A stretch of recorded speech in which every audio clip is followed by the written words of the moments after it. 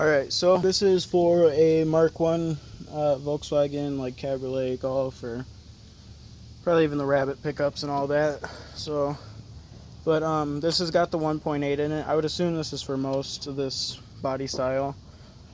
But this is 1.8, and this is just doing the AC or basically just AC delete in this entire car.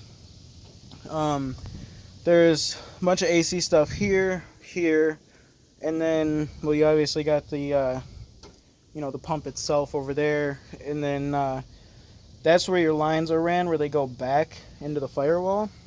So I got all this out of here, just undid the lines, and then everything just came out real easy.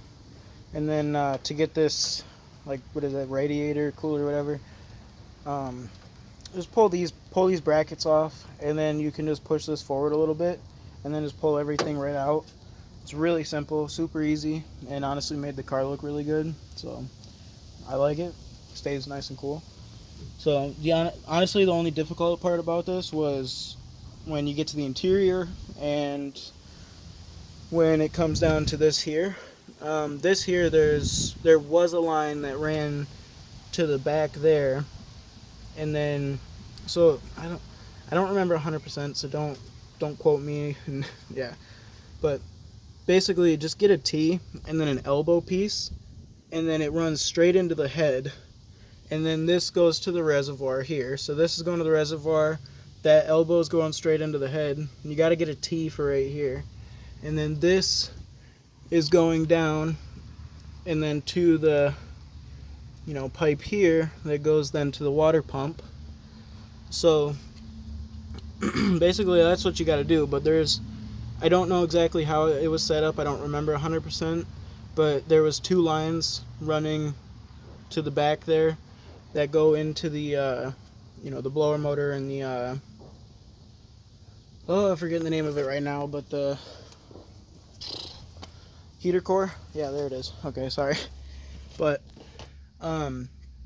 the part where it actually gets difficult with this is you do have to at least pull the bottom section of this dash, which you can pull by, there's two there's two bolts here, and there's two bolts over there, and mine wasn't connected. I don't know if it's connected on other people's, but there's bolts, or at least screws, that go along the bottom of here that kind of hold some of the trim together.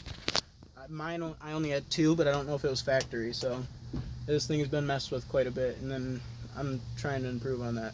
Now, there is a valve that's on those lines that are running into the firewall, and that valve is connected to like a wire that's connected to that up there. And if that valve ever fails or that wire ever disconnects back there, basically either A, your heat will be stuck on, or your heat will be stuck off. So just know that, I guess. But there's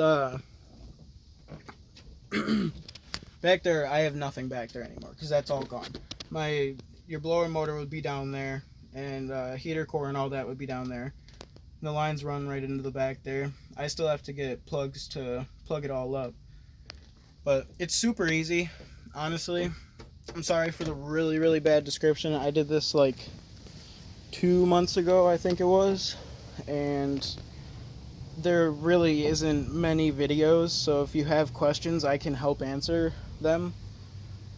But there really isn't many videos on how to do a bypass on one of these Mark 1s, or at least that I can find. I'm not going to say that there really isn't any videos, but from my knowledge, there isn't many.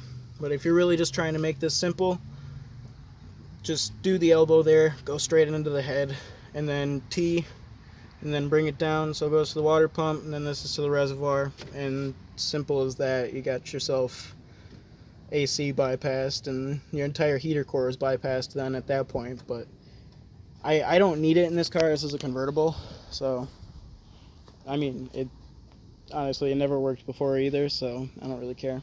But